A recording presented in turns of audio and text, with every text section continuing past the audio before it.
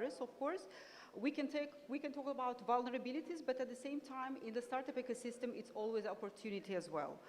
And because you know that the digital transformation that we have recently faced during the first 2 weeks of coronavirus, it's worth two previous years of all the digital transformation that occurred previously. So today we have very valuable guests. And first of all, I would love to start with the introduction of our guests and give the word to them for them to introduce themselves as well. So our first guest is Samir Tağıyev. He's the head of CIS countries and Europe region at ICD.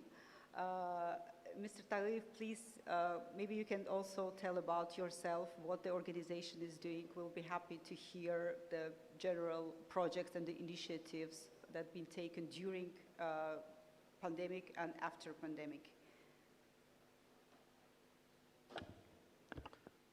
Thank you so much. First of all, I want to thank organizers for inviting me and ICD to this platform. I'm very happy to be here, and I want to thank to OIC Youth Forum and all our organizers for this great event.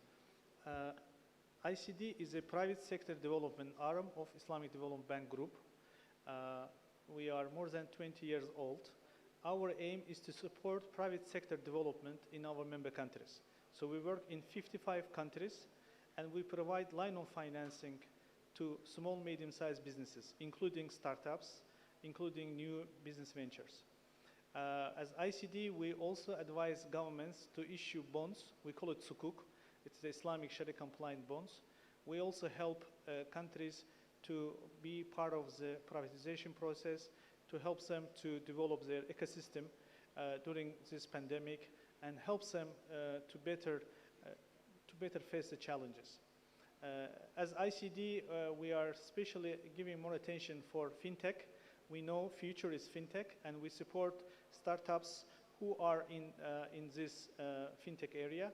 Recently, during our annual meeting in Tashkent, we awarded best fintech players from the region, and one of the winners is from Tajikistan, which is one of the Central Asia country for our region. As ICD, we are very much happy to be part of this process on supporting startups and entrepreneurship and development of small, medium-sized businesses. So I am in this panel. I will try to give floor to my other colleagues to speak. If any questions from Sabina Khanum or from you guys, I will be very happy to answer. And all day I will be here, so we'll be happy to meet with and discuss what we can do together. Thank you for inviting me. Thank you so much, Samir Tağıyev. And we are going to our next panelist, Vüsal Gurbanov, Acting Director General at ICYF ERC. Vüsal Bey, please, also, we will be happy to hear about yourself first, of course, and the initiatives that the ICYF ERC is implementing during this period. Thank you very much. It's my honor to participate here on behalf of ICYF ERC. ICYF ERC is the organ of ICYF and implementing ICYF vision and mission under its mandate in the region. ICYF ERC has been strongly contributing the development of startups and assistance to young entrepreneurs. We believe that regional collaboration among ecosystem developers can help to promote knowledge sharing and best practice in this crisis response. On behalf of ICYF ERC, we actively participate in development and assistance to startups and youth entrepreneurship by organizing various forums, seminars, events, and regular basis. Young entrepreneurs faces always that some barriers like access to information, access to capital, but we think and these barriers can be reduced regional cooperation and collaboration with the governments. We can develop regional network, combine startup, know-how, resources to drive young startup and entrepreneurships. On behalf of such activities that our center has implemented in collaboration with the government of the Republic of Tatarstan and Tatarstan Social Fund Salat, is the OIC Youth Entrepreneurship Forum, held annually in the capital of the Republic of Tatarstan. We started this forum from 2014, but during the COVID pandemic, we realized that we have to change this format. So after pandemic, I mean that post-pandemic condition, we hold 2 times hybrid format forum, and we invited all OIC member startups, all OIC member countries startups to join this event. And last 2 events, we received more than 200 startups, and we mainly focused at not existing startups. We mainly focused early stage startups, and we understand that these early stage startups need training, a mentoring program. So last hour, this forum, we gave the 20 hours online lectures and 80 hours one-on-one mentorship program. The final stage, we held it in Tatarstan. Final stage, there were 35 startups, more than 20 countries. What our aim like this for programs, we want make the one kind of the bridge platform between investors and startups, government members, and between the startups. And we also understand, and the OIC member states has the significant problem for young women entrepreneurs. So OIC centers aim to take the initiative to provide support to young women entrepreneurs of the OIC geography by creating supportive environment to successful launch, develop their business, and take advantage of their country's market opportunities. I would like, behalf of ICYF, ERC, and ICYF, invite all the startups join our programs. It is that mentoring programs, our training programs, webinars, and I do believe it will be useful for OIC youth. Thank you very much. Thank you very much, Vishal Gurbanov. And I'm very happy to introduce our next panelist, Hayale Mammadova, Vice Chairwoman of Young Businessmen Network of Azerbaijan. Hayale Hanım, please. Thank you a lot for providing this opportunity for us to introduce our organization among the participants of the event, because maybe they haven't heard about the opportunities available within our organization. Azerbaijan Young Entrepreneurs Network was established in 2011. It's almost 10 years. We are in the conducting activities, creating opportunities for entrepreneurs. I would like to mention that we all know that startups can be recent university graduates or full employees thinking of maybe leaving their jobs to start their dream business ideas, because there were such many interesting cases when we realized or managed projects. They were project participants. After attending some sessions, events, they changed their minds. They decided to become entrepreneurs.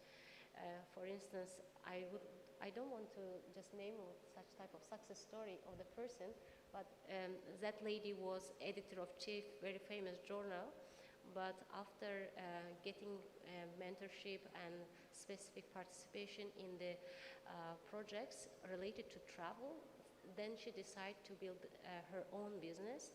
Now she's organizing tours to different regions with historical places to visit, some very interesting agricultural zones. It's quite very interesting. This idea has become from the projects that we realized with European Commission. Particularly, we organized study trip to Italy, because Italy has very diversified ecosystem for entrepreneurship, and most of the GDP, almost 80% of GDP based on micro, small and medium enterprises. And it was really very good experience for us, for our organization, to learn Italian experience and then deliver such experience among our entrepreneurs. And from that project, many interesting activities were launched by our local entrepreneurs, particularly in agriculture sector.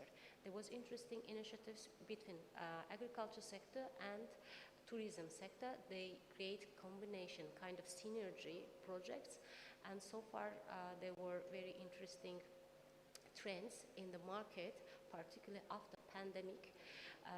Such type of boom is going on to organize interesting products or services in tourism sector, because tourism sector has impacted negatively the all challenges during the pandemic. That's why our entrepreneurs in this sector at the moment trying to recover themselves and their activities by adding very innovative tools to their activities. And what else I can mention? Our organization provides good opportunities for all rank of entrepreneurs, unless they would like to do their business, they would like to launch their business.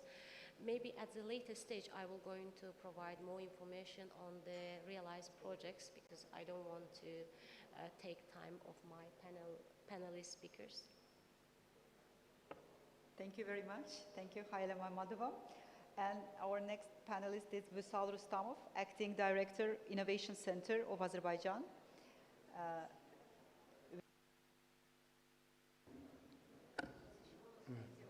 Thank you so much. First of all, I would like to express my gratefulness for your invitation to a beautiful event. I'm the Acting Director of Innovation Center under the State Agency for Public Service and Social Innovations. Our aim is to fuel the startup and innovations ecosystem in the country by different projects.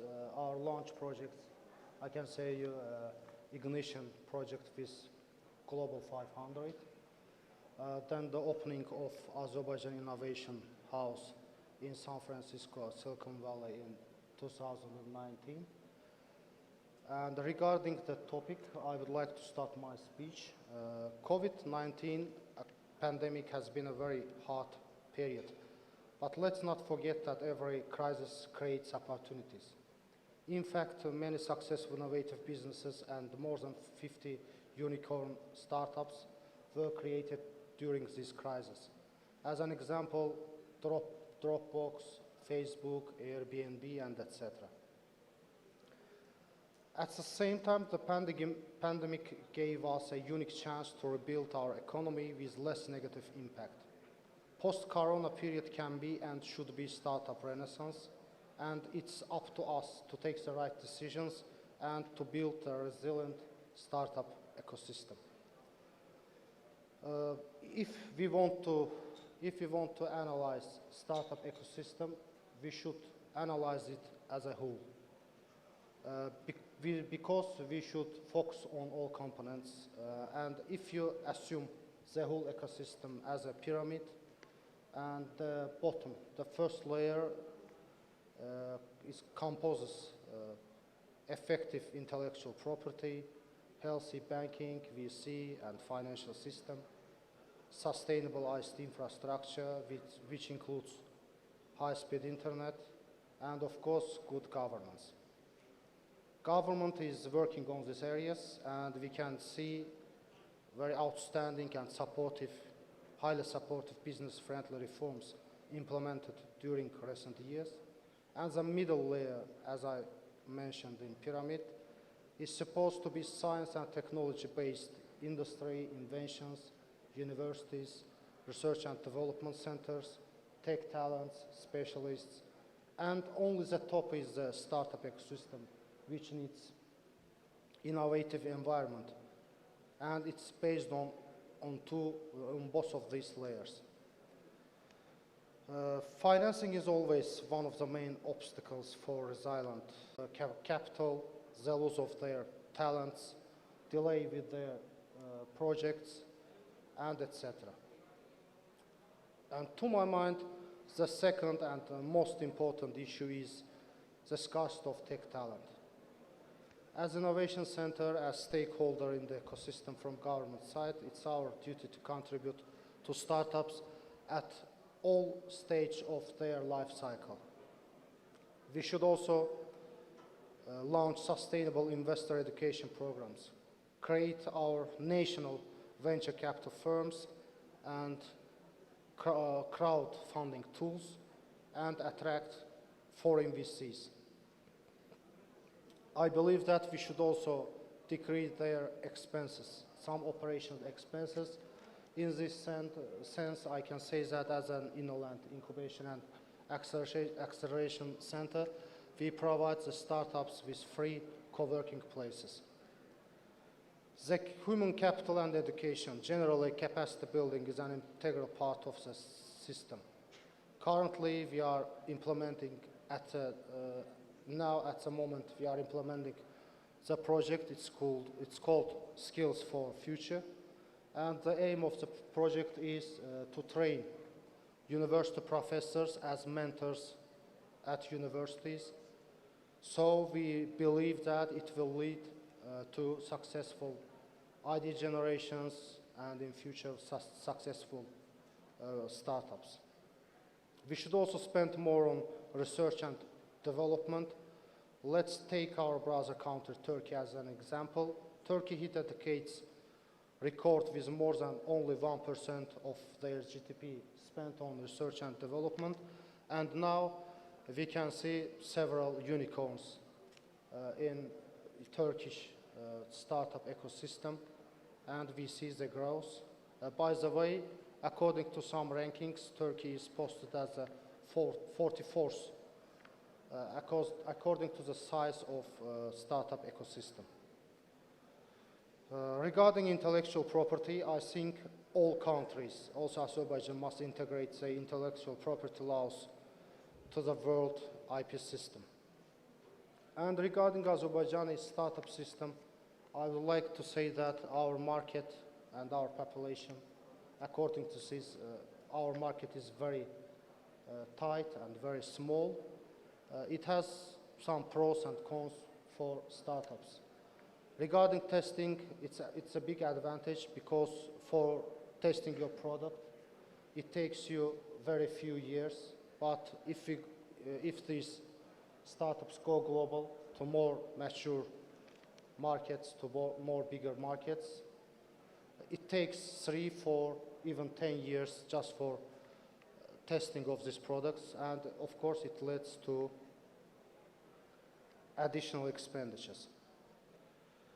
One issue I would like to pay your attention, it's about counter-branding, because the aim of all local startups should be to go global. Counter-branding, it's not a new notion. It's called a counter of origin effect. It gives credibility to a startup when it goes global. We see it in examples of post-Soviet countries, for example, Baltic countries. Their efforts became successful. Estonia is referred as the digital nation, Lithuania as fintech innovator, Latvia a place for experiment. Besides branding, the Latvian authority went beyond of it, and they create immigration initiatives to attract international talent. That includes the startup visa, the startup law. We are also following the startup ecosystem of brother country, Turkey. In news, you can see some names, some successful startup names like Brew Games, FOMO Games, Peak Games. They have raised millions of USDs to make mobile games as Turkish startup market continues to grow. This is predictable because within the last 2 years, Zynga has acquired three gaming studios. that the valuation was more than 2.2 billion, and to my mind, Turkey could achieve counter-branding on the niche of gaming in the global startup ecosystem. And by the way, in Turkey, there are more than 100 gaming development studios at the moment. And at the end of my speech, I would like to emphasize and to mention that the deep and sustainable cooperation between the government and private sector is vital for a resilient startup ecosystem.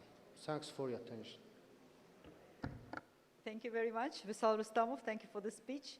It was really great. And I want to move to the next panelist. It's Serdar İbrahimcioğlu, General Manager at IT Valley, Turkey. Serdar Bey, please. We'll be happy to know more about you and about what IT Valley, Bilişim Vadisi, is doing in general. And I know that you are focusing also on resilience. It's a special name, Bilişim Vadisi. We say it Bilişim Vadisi only. Bilişim Vadisi. Yes, Bilişim Vadisi. So please, stage is Because yours. it means not informatics technology only, it is the knowledge and communication. So this is the Bilişim. Bilişim is Turkic name, so mixed name. Thank you, Sabina, to introduce me. I would like to I would like to give my greetings, dear panelists, dear guests, dear participants, and I would like to thank who contributes this organization and bringing us together. Ministry of Economy, Ministry of Culture, ICYF and ICYF ERC.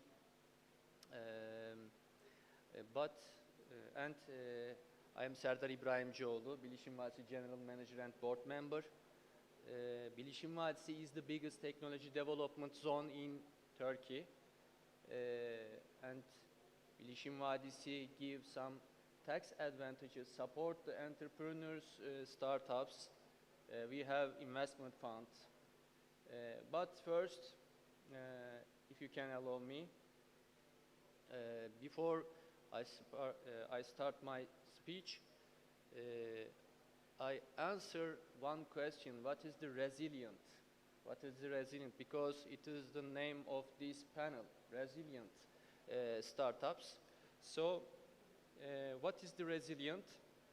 Simple and clearly, it means recover quickly from a difficult condition. So, when you fell down, 1, 2, 3, 4, boxing arena, like such as a boxing arena, 1, 2, 3, 4, what do you do?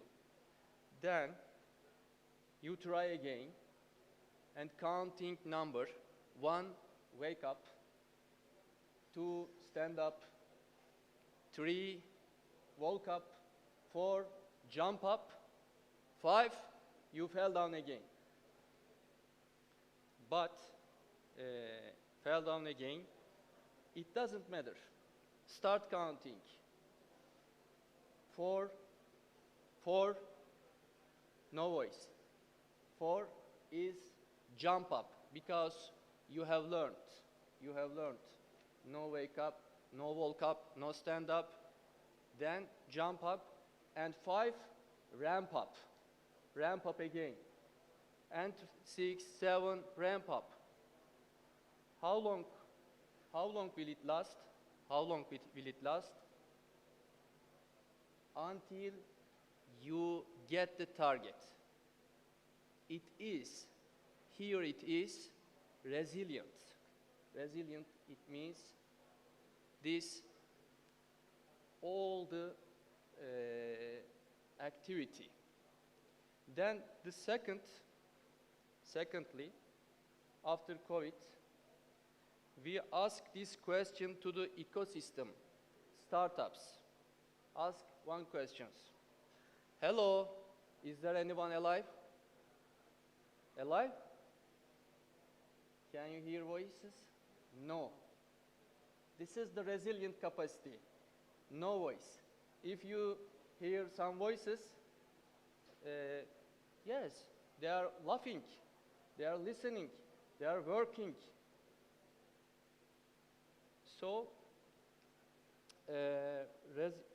intensity of the sound, it is the resilience capacity of startups. So, it determines resilience capacity.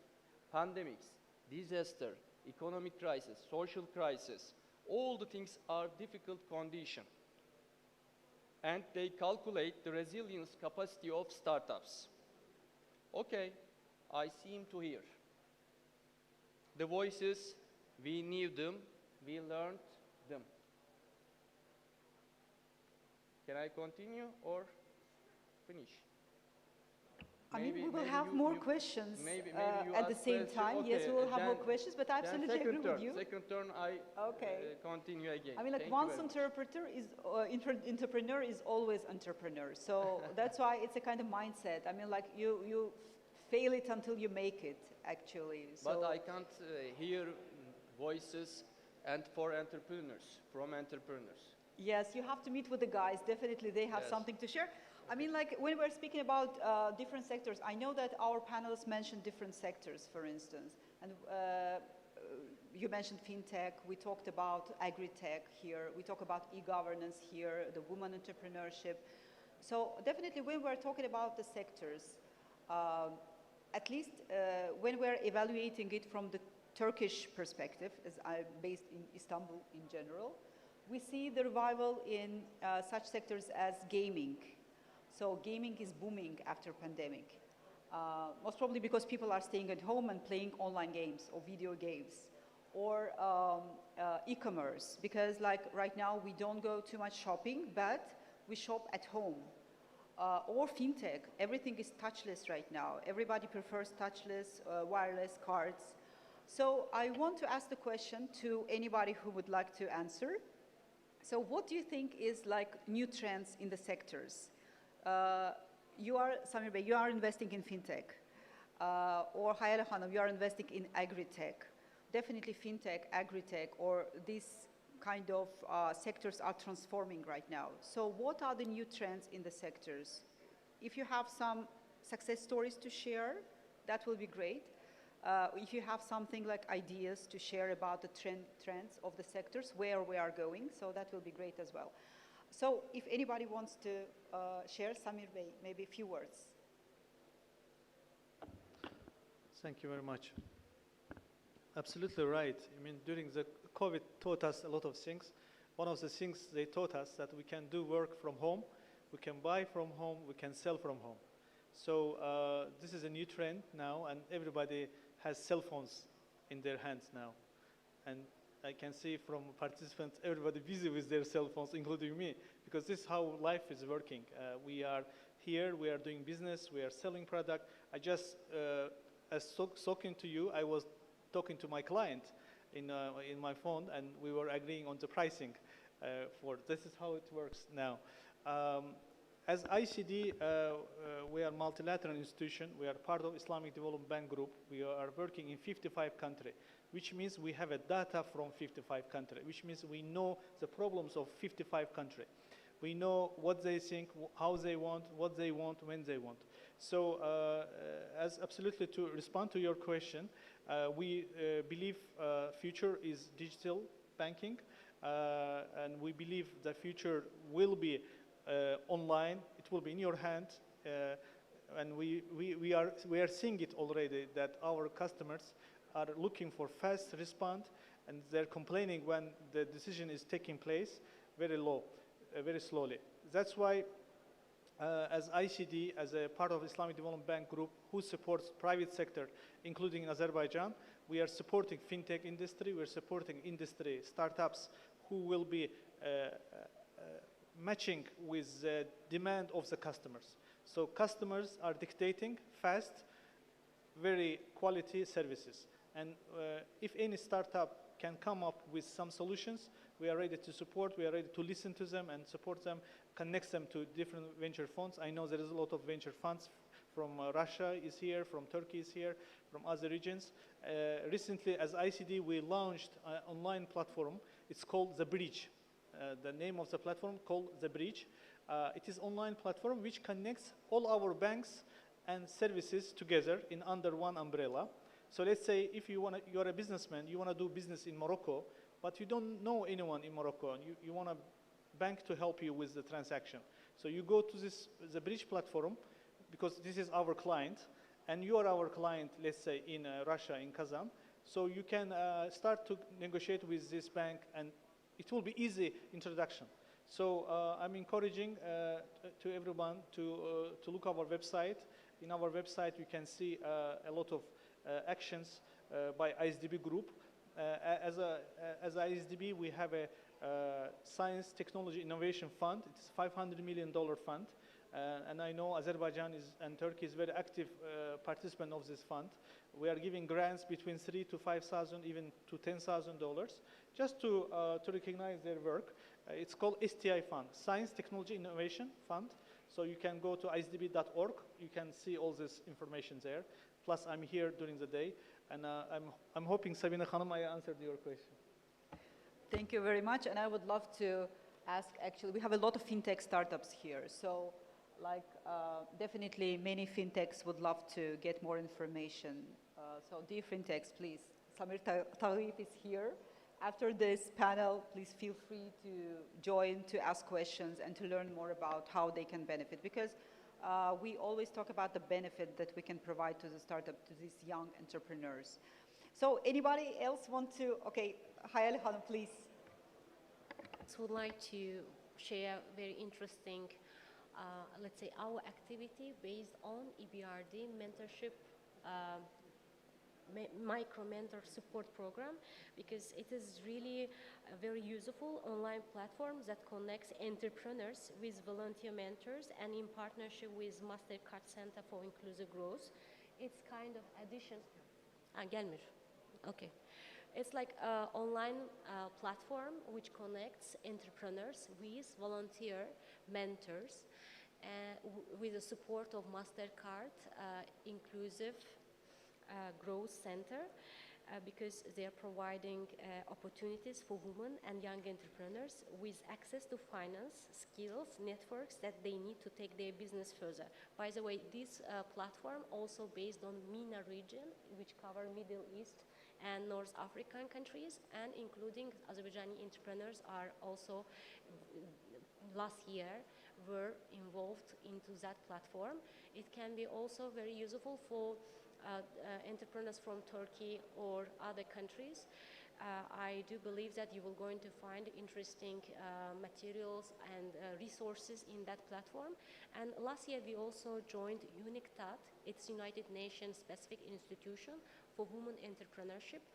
They built a specific online platform for women entrepreneurs, because they had some specificities based on gender, because they think that women are not that active among entrepreneurs. In order to encourage women, it's absolutely free of charge. I highly recommend you to promote these opportunities within your organization or members that would like to increase their skills or enlarge their network and to learn more, because entrepreneurs are very, very dynamic and they are changing. And those entrepreneurs who were innovative, who kept creativity, who kept adaptability, they could survive during the pandemic. That's final notes that I would like to share. Thank you. Thank you. Yes, if we will take a glance at the global entrepreneurship ecosystem, I mean, like when it comes to women founders and co-founders, it's only 20%. So it means that we still have to motivate women to start their business, to do something. I mean, in Turkey, it's even less, it's 16%. So yeah, the numbers are quite low. I know that other panelists also would love to share some information about the sectors, please. Yes, thank you very much. I just want to mention that, as I told, our platform, we start OIC Youth Entrepreneurship from 2014, but after pandemic, we realized that the startups also changed. I mean that kind of the startups. As you told, some startups, some business, we saw that boom. And this boom also related health technology. education, technology, and last 200 startups, among the 200 startups, almost half of them is regarding to these two issues. And also I would like, thanks Mr. Samir Bey, this information very useful for us because that we will implement this your statement among the OIC youth. We will invite through our ICYF and ICYF ERC platforms, invite them to join your programs. Thank you very much. Thank you very much. Yes, Vishal Bey, please. I would like to add some trends in industry at the moment. I think startups should focus on these technologies and trends. The first is the integration of communication tools into business applications. Salesforce secured Slack and Microsoft integrated Teams into business apps. E-commerce skyrockets, and they already started, but in future it will increase because augmented reality, virtual reality, and 3D modeling, all of them will be integrated to e-commerce. And third, it's very popular, artificial intelligence, which covers machine learning, object recognition, big data, natural language processing, all we see in films and movies, Netflix, we saw these translations. We live in the world where the usage of IoT and cloud technology is increased, and it's due to reduced cost, remote controlling and monitoring. Cybersecurity and data security are top priority at the moment. Especially I want to mention the revolution in retail. For retail companies, they have access to vast amount of data that they don't need intermediaries anymore. They can reach to consumers themselves. We see in YouTube, for example, the product Amazon, you go to shopping and you don't see any cashier. It's like countless payments, banking without branches, and etc. Customer service, cloud call services, AI chatbots, digital fashion and NFT, greener and resilient technology, increased demand for reskilling and upskilling. I mean distance learning and online education. As we know, they are different notions. Alternative banking. During this pandemic, we saw that the traditional banks, they couldn't satisfy the needs of the customers due to restrictions. So most of the customers, they're now thinking about cryptocurrencies, bitcoins, Ethereum, etc. Robotics in construction and other industries. Remote working has become normal in many corporations. The attention to environment-friendly policies increased due to electric vehicles, scooters, and etc. Drone and robot delivery. And I would mention the travel tech. As we see, the leisure travel is coming back, but business travel is substituted with online meetings, blockchain, and cloud computing. And also, the people are trying to be less reliant on paper records. They prefer digital. Digitalization, I think, is the future. Thanks so much. Thank you, Vishal. Rustamov, thank you very much. Actually, what I hear from the startups is like everybody talking about the Asan success story. I mean, like, and as I know you're working closely with Asan as an innovation center. So I would love to tell to the startups as well. So if they have questions about Asan and how it works, so Vüsal Rustamov is the person that you can come and ask the questions. So definitely there will be a lot of questions, you know.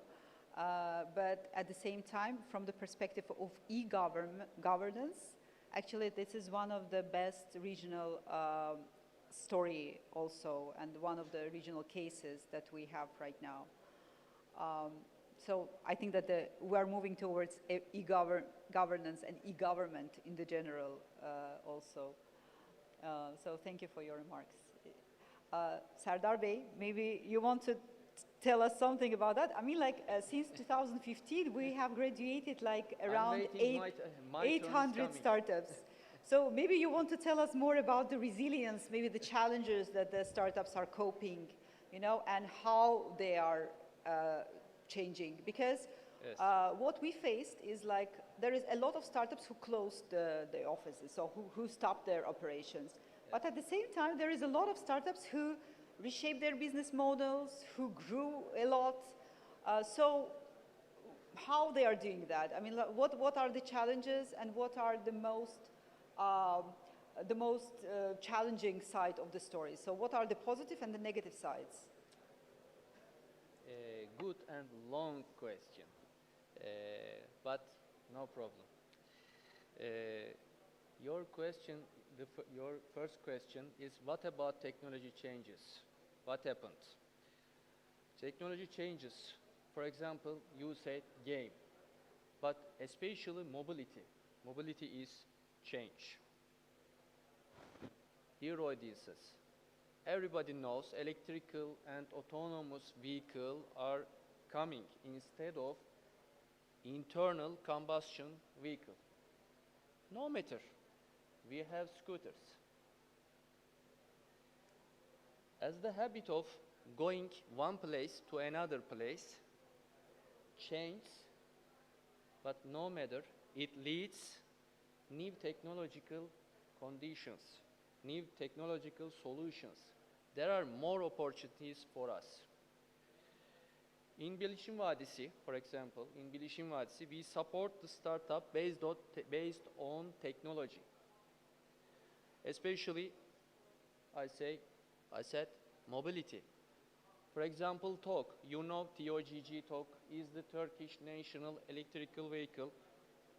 They are working in Bilişim Vadisi. And we have a flying car. It is named air car. Really, it's flying. I saw.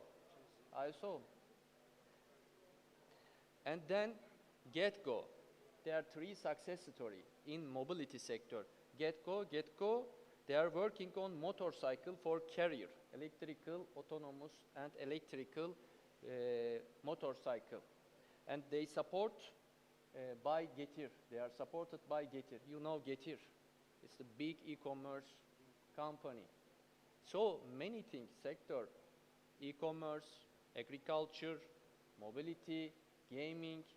After COVID, it changed, technology changed.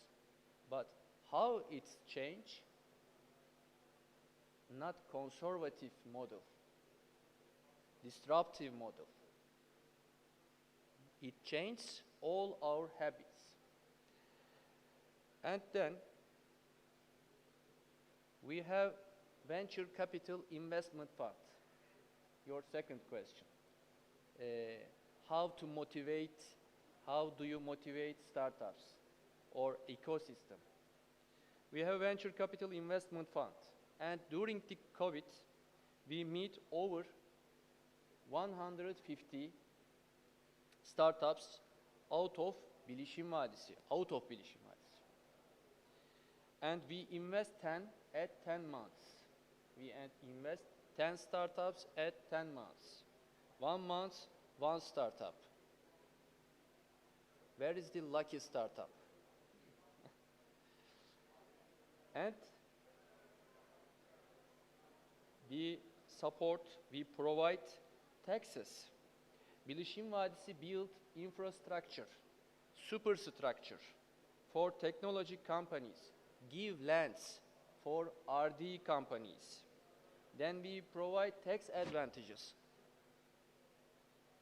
custom taxes, such as personal taxes, income taxes, etc., and corporate taxes. It's most important.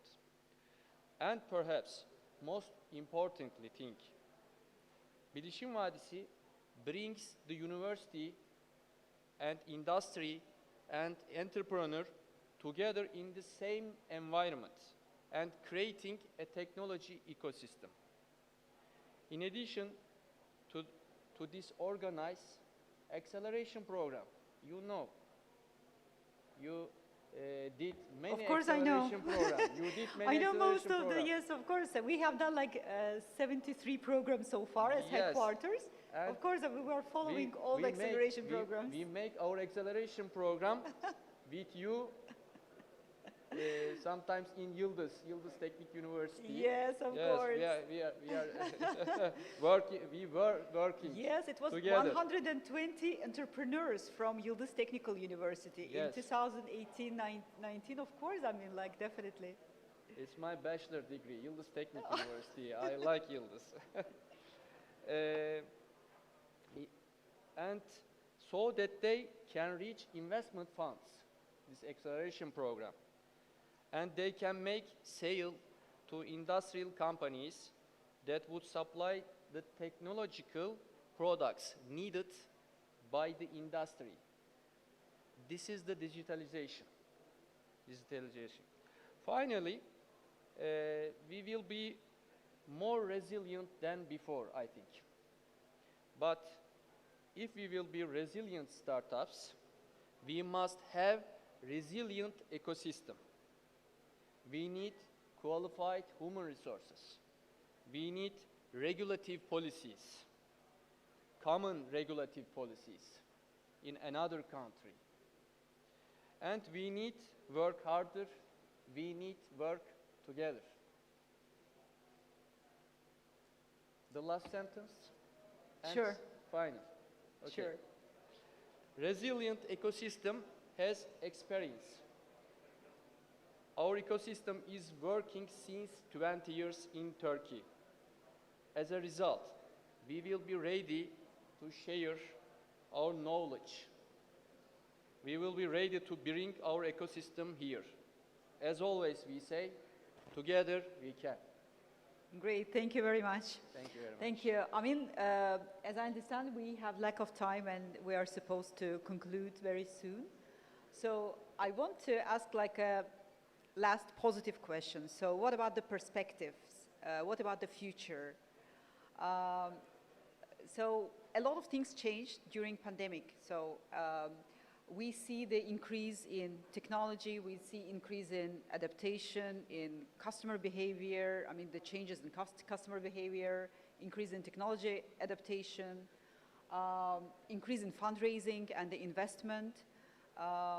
Even when we are talking about the Turkish startup ecosystem, the investment range in 2020 was $140 million, like in general for the Turkish investment.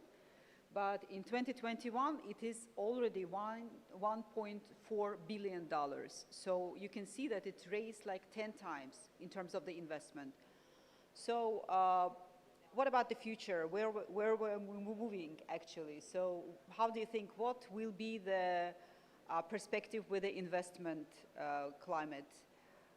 So I think that's a positive thing because most of the startups here, they are waiting for the investment. They are here to raise money as well, to work with the big companies and organizations and corporations.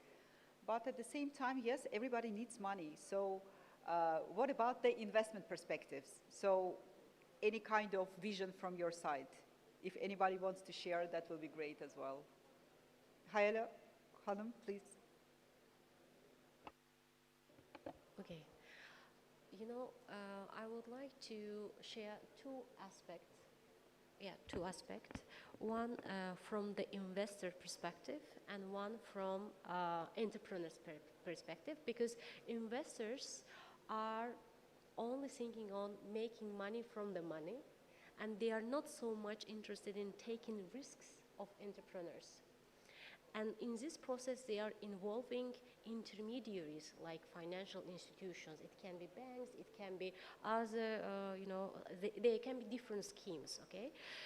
But in order to share risks. It's all about risk because investors are not interested in losing any single money.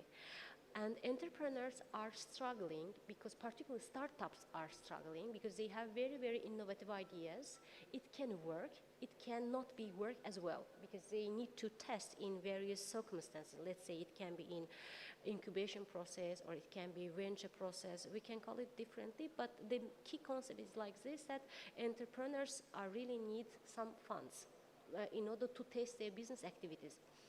But I would like to encourage all entrepreneurs and startups. They need to be more persistent in their actions, in their business. For instance, when there was a pandemic, women entrepreneurs become more innovative, particularly they are in fashion industry. They immediately start to apply digitalization processes into their business models. There were so interesting digital fashion shows. There were so many interesting digital applications to design their masterpieces. And that's why I'm saying that be more creative. If you have one challenge, entrepreneurs should think alternative ways, how to modify, how to change existing business processes, and submit it to the investors in order to convince them to get some funds, because without real business plans, detailed analysis, it is hard to get or raise funds. There should be justification. There should be more arguments within the business plan in order to get funding. And I would like here to share very interesting and first know-how in Azerbaijan. One entrepreneur from Azerbaijan start to apply virtual warehouse concept in its business. It is Israq company. They are making handcraft design boxes, and they are being in Azerbaijan applied digitalization tools using virtual warehouse concept. They could deliver their own goods around the globe using Germany hub. So it was very interesting, innovative approach to the business modeling. So don't lose your hopes, particularly if there are here startups. So if investors are not interested to finance your project, try to keep up, look for other investment opportunities, and particularly there are so many hubs, so many projects that provide financing opportunities for entrepreneurs. So keep moving and never lose your hope. Thank you very much. It was really motivational, and I want to thank you really because you're sharing a lot of cases from your organization and from what you are doing. I think that sharing experience and sharing cases is extremely important. This is what we are doing with our mentors, with our investors, even between entrepreneurs. I mean, like, because if somebody already has done that and know how it's doing, I mean, like, there is no need to reinvent the bicycle because it's already invented. So thank you very much, Hayri Hanım. So about our other panelists, so maybe somebody wants to share something. Yes, please, Salve. I just want to conclude my my speech in this panel. Just the beginning of this panel, my panel's friend, Mr. Rusal, mentioned that in every crisis there is opportunity. I want to explain this is coming from where. It is a very famous Chinese proverb. My background is Chinese, that's why I will mention that. Chinese tell, 有危机一定有机会的. If you heard about this, 2 times you heard about G. G means one is problem, crisis. The second G mean is opportunity. So I want to tell the startups, all kind of conditions, all kind of COVID time, don't forget there is also good opportunity to overcome this hardness. Thank you very much. Thank you. Thank you very much. Yes, please, Visar Rustamov. My colleagues highlighted as they see the opportunities about the future. I want to focus on financial part, and my point of view, I believe that the future financing of startups will be related with crowdfunding, and if the regulation will be successfully implemented, it will be a viable financial tool for startups. As I know, in Turkey they are working on this, and I believe that in one day in Azerbaijan it will also be a source for startups for their further development and for going to global, to Silicon Valley, to different big startup ecosystems. Thank you so much. Thank you.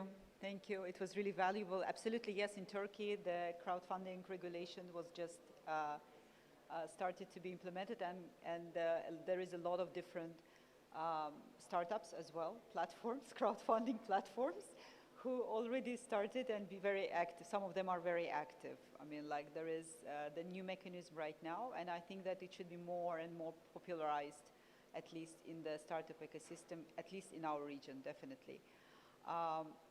Samir Bey, Serdar Bey, maybe you also want to tell us about the perspective and the future. So what do you think, what will be the future, especially in the fundraising? I mean, maybe Samir Bey, you can tell us from the bank perspective, like as a donor as an institution. So what do you think will be the perspective with the fundraising? Thank you for the question. I mean, I have been personally involved in fundraising.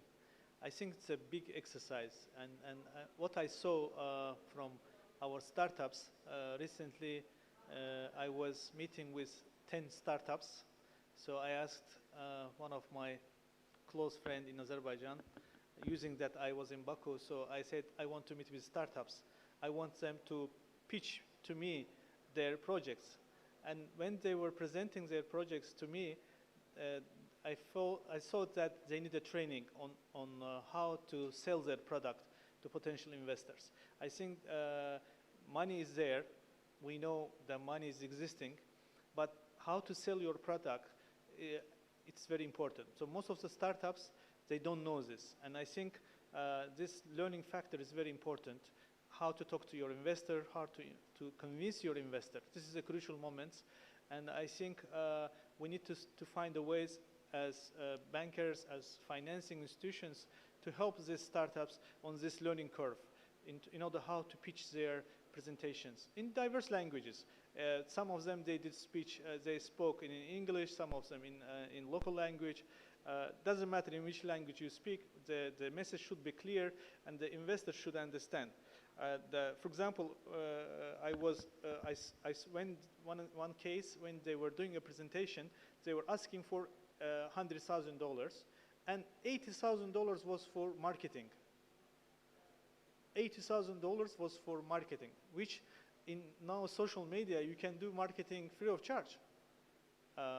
So when I asked why you put 80,000 for this, he said, I want to buy this, I want to buy this. It's like a waste of time and waste of money. Investor doesn't like this. Everybody is appreciating their $1.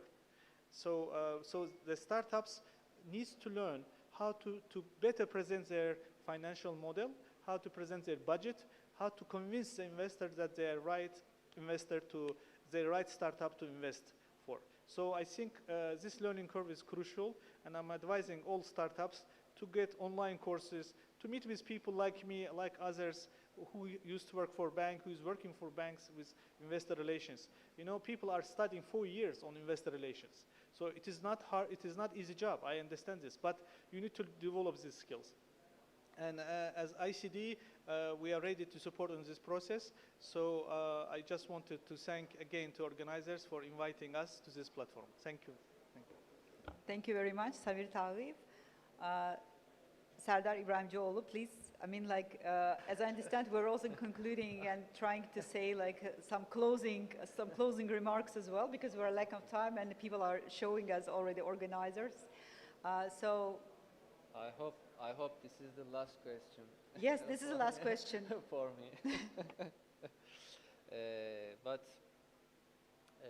one thing maybe I say, we are working at now to realize a technopark in Baku.